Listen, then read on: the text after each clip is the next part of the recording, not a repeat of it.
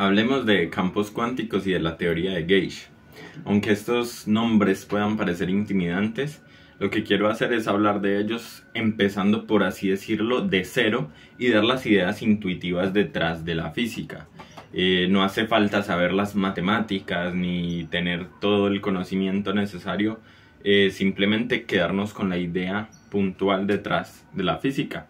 Esto tiene que ver con lo que he estado estudiando por mi cuenta, entonces me pareció muy interesante. Así que para empezar, si vamos a hablar de teoría cuántica de campos, empecemos definiendo qué es un campo. Y para ello vamos a utilizar un ejemplo bastante intuitivo, como lo puede ser la temperatura. En esta habitación, toda la habitación tiene una temperatura. Cada punto del espacio en esta habitación tiene una determinada temperatura. Yo podría ir con un termómetro punto por punto viendo qué valores tiene la temperatura en cada punto. Entonces lo que diríamos es que el campo de temperatura es un objeto, un campo al que, dado un punto en el espacio, me da o me devuelve un valor de temperatura. Como la temperatura es un numerito, decimos que ese campo es un campo escalar, pues los números son escalares. Pero existen campos un poquito más complejos, pero todavía familiares, como lo son, por ejemplo, el campo eléctrico. El campo eléctrico es un campo que nos dice hacia dónde se van a mover las cargas cuando están sometidas a ese campo. Si, por ejemplo, en esta habitación hubiera un campo eléctrico, yo podría tomar una carga, ponerla en cada punto del espacio y saber hacia dónde se va a mover esa carga debido al campo eléctrico. Entonces, el campo eléctrico no solo es un numerito, sino que además tiene asociada una direccionalidad. A eso lo llamamos un campo vectorial, pero sigue siendo un campo, es decir, un objeto al que yo le doy un punto en el espacio y él me dice o me da un determinado valor. En este caso, pues, asociado a las cargas eléctricas. Hasta ahí podríamos decir que es la definición de un campo clásico, pero nosotros queremos saber qué es un campo cuántico.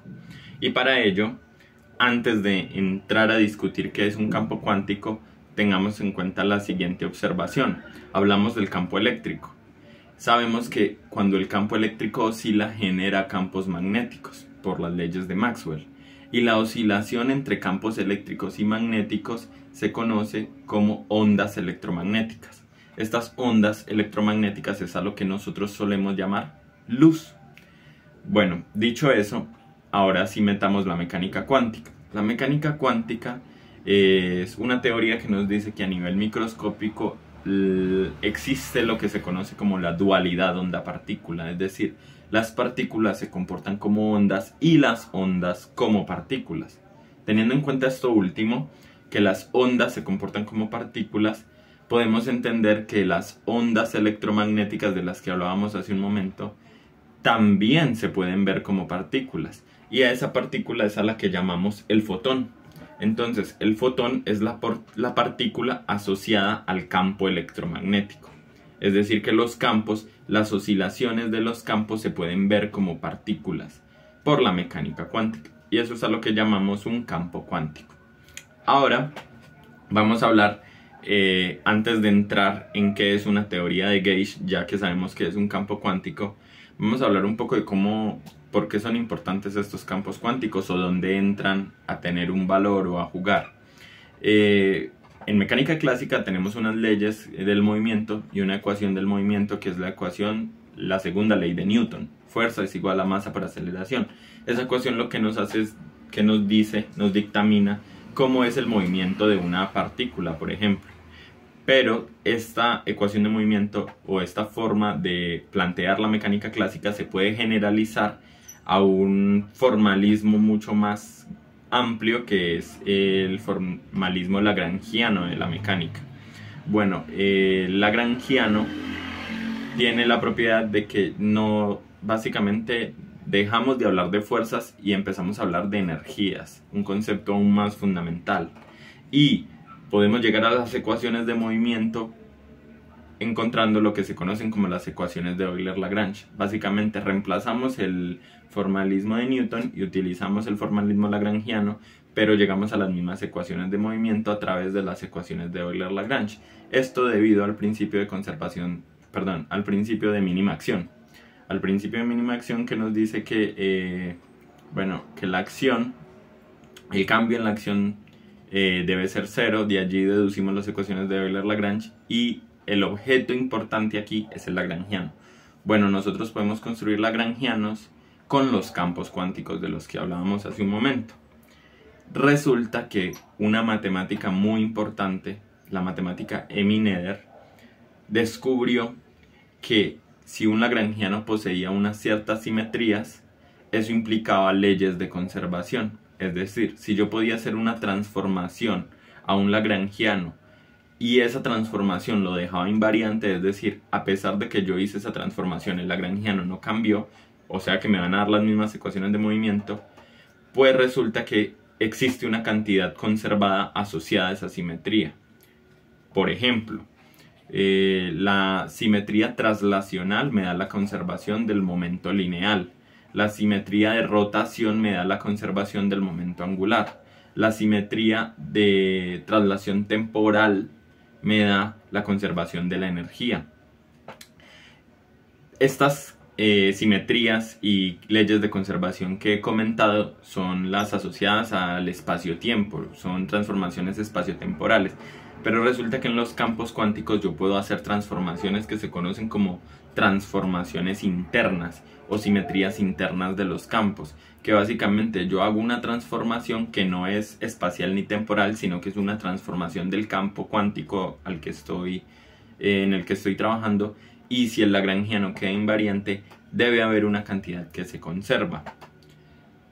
Allí debemos entrar a diferenciar entre transformaciones globales y transformaciones locales, o simetrías globales y simetrías locales. Una simetría global es una simetría que afecta al campo por igual en todos los puntos del espacio. Es decir, yo hago la transformación, pero esa transformación afecta al campo de la misma manera en todos los puntos. Pero también existen transformaciones locales. Esas transformaciones lo que hacen es que transforman el campo de una manera diferente en cada punto del espacio. Bueno, resulta que existe, por ejemplo, en un determinado campo cuántico una simetría. Se puede dar el caso de una transformación de simetría de tipo U1. Esa simetría básicamente es una simetría global que por el teorema de Noether nos da una cantidad conservada que es la conservación de la carga. Pero resulta que esa transformación es global porque la aplicamos igual en todos los puntos del espacio. Pero ¿qué pasa si la queremos volver local? Es decir, queremos que el campo sea invariante ante transformaciones locales de tipo U1. Es decir, hacemos esa transformación, pero la hacemos en cada punto del espacio, no a todo por igual, sino en cada punto del espacio. Bueno, en ese caso nos damos de frente con la conclusión de que nuestro lagrangiano no es invariante, por ende la carga no se conservaría. Pero entonces, ¿qué pasa si queremos, en vez de decir no, pues entonces esta simetría no existe, qué pasa si queremos restaurar la simetría U1 de tal forma que nuestro campo sea invariante ante transformaciones locales de tipo U1? Bueno, para hacer eso debemos introducir dos conceptos que se llaman la derivada covariante y el campo de Gauge. Y el campo de Gauge significa calibración. Es básicamente un campo de calibración que lo que nos permite es que si yo hago esa transformación en cada punto del espacio, ese campo de calibración me permite restaurar mi simetría para que mi lagrangiano sea invariante ante transformaciones locales de tipo U1. Bueno, al incluir esto, que es prácticamente como metido a mano, como que nos sacamos un campo de la nada, que lo llamamos campo de calibración, porque nosotros queremos y se nos metió en la cabeza de que nuestro lagrangiano debe ser invariante ante transformaciones locales. Bueno, esa operación de simetría, la cantidad conservada que nos da es la conservación de la corriente, y es una idea muy intuitiva. Habíamos hablado de que U1 de manera global nos daba la conservación de la carga. Eso tiene sentido. Esperamos que en el universo la carga se conserve de tal forma de que si tengo 10 cargas positivas aquí y 10 cargas negativas aquí, siempre haya un total de 0. No queremos o no tiene sentido que de la nada desaparezcan las 10 cargas negativas o las 10 cargas positivas.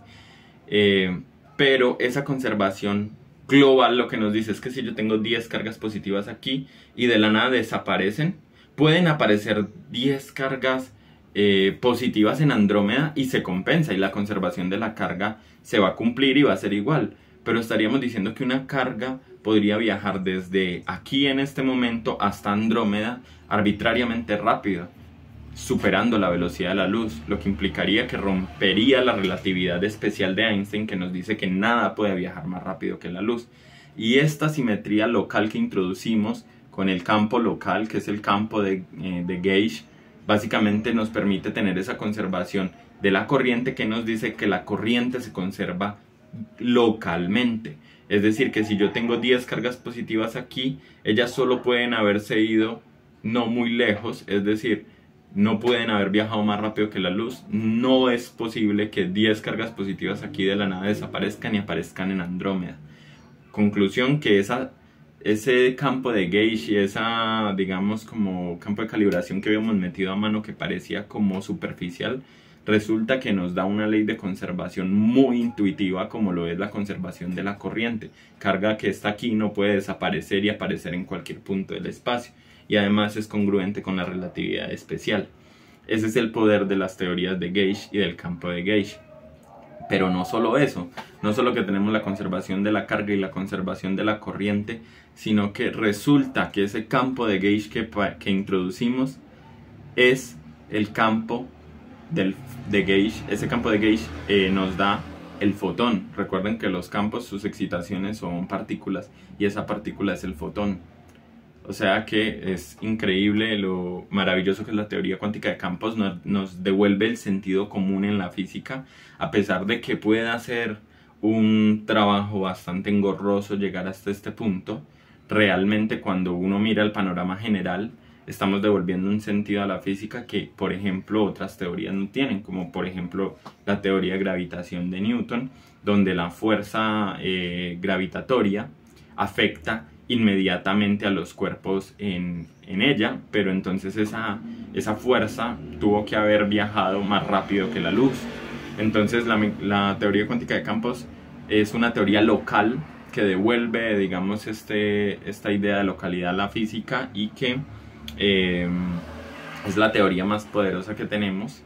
Y básicamente la teoría de Gauge es una teoría que nos permite permitir la invariancia de Lagrangiano ante transformaciones locales, y ese tipo de simetrías pues nos dan leyes de conservación por el teorema de Nether.